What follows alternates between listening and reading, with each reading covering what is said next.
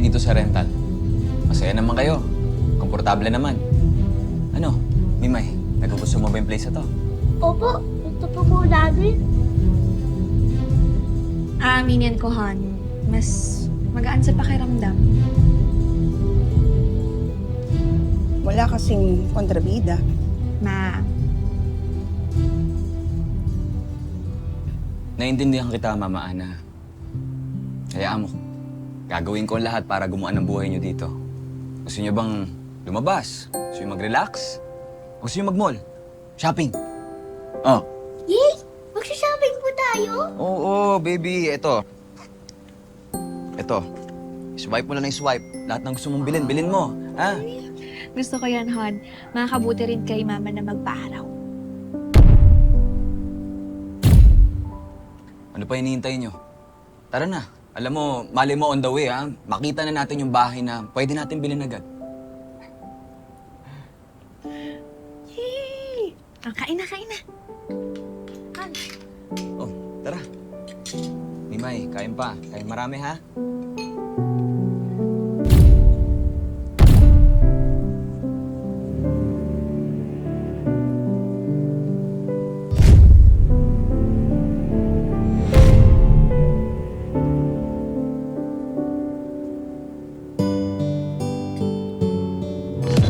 Ano ba yung ginagawa niyo sa matanda? Bakit niyo siya parang pinipilit na sumama sa inyo?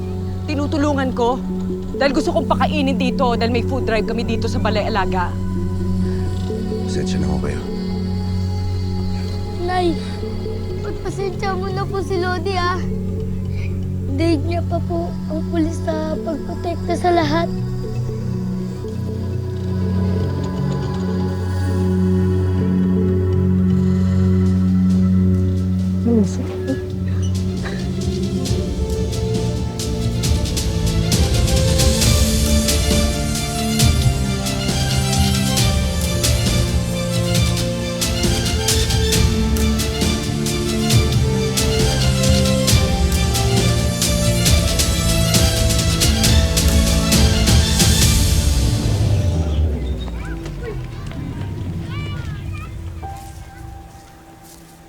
Wala nangyari, Kim.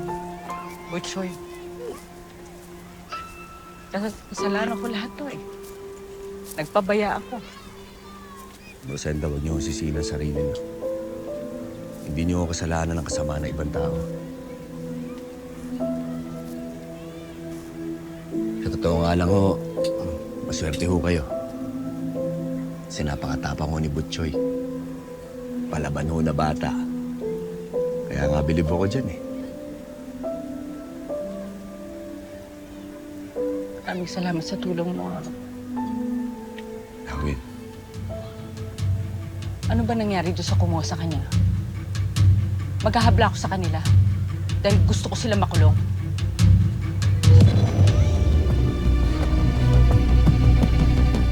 patay na ho sila.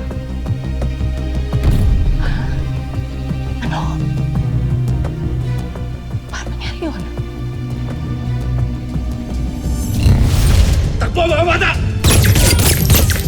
Aray! Lodi! Tulungan mo ako!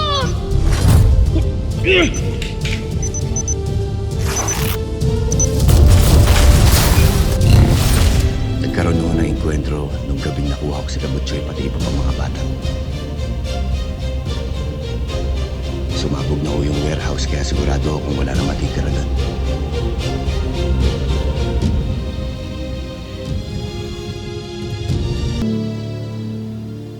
Pero, Ma'am Rosenda, nabanggit ho sa akin ni Butchoy na hindi daw ho kayo yung totoo niyang magulang.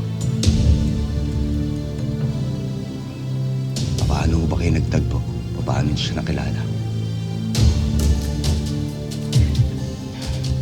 Hindi ko pa ito nakukwento kay Butchoy. Yun yung isang gabi na nagmamaneho papunta sa activity ng Balay Alaga.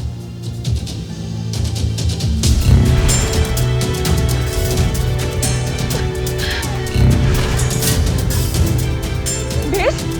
Miss? Tutulungan kita, Miss. Pero may dumating. Ang tingin ko sila yung mga nanakit sa kanya eh.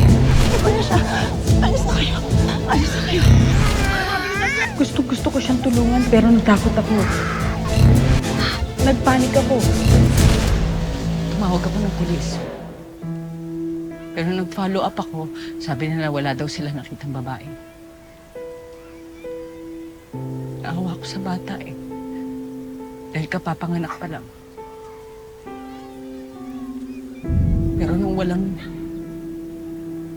naghahanap sa kanya, kahit sa dyaryo o online, naawa ko sa bata eh. Kaya nung wala naghahanap sa kanya ng 1 taon, inampun ko na rin siya. Pero nasabi niya rin ho sa akin na nangako ka daw sa kanya na hanapin mo mga magulang niya. Gustong-gusto kong gawin yon. Pero natatakot ako eh.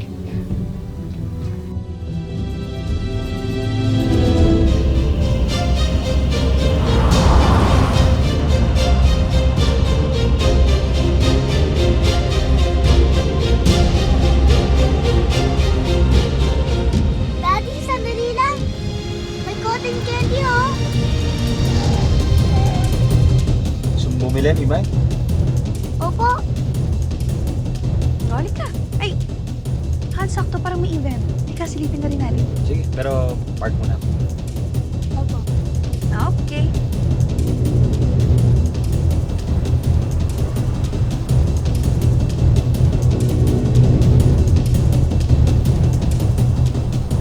Paano kung may umangkin sa kanya tapos tuluyan din siya?